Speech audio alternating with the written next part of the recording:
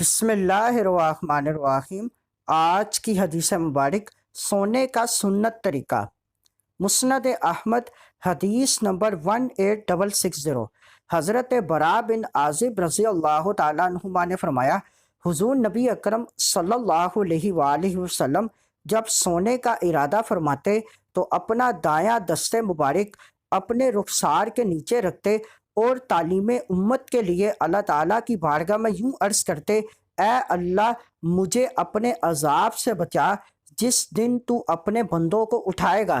اس حدیث مبارک میں سونے کا نبوی طریقہ بیان ہوا کہ سوتے وقت دائیں کروٹ پر لیٹنا اور دایاں ہاتھ دائیں رخسار کے نیچے رکھنا مستحب ہے۔ کچھ دیر اس طرح لیٹنے کے بعد رخ بدل سکتے ہیں۔ اس حدیث مبارک میں مذکور دعا اور دیگر معصور دعائیں پڑھ کر سونا چاہیے۔ صوفیاء کرام نے فرمایا، سوتے وقت قبر میں سونے کو یاد کرے کہ وہاں تنہا سونا ہوگا، اپنے اعمال کے سوا کوئی ساتھ نہ ہوگا۔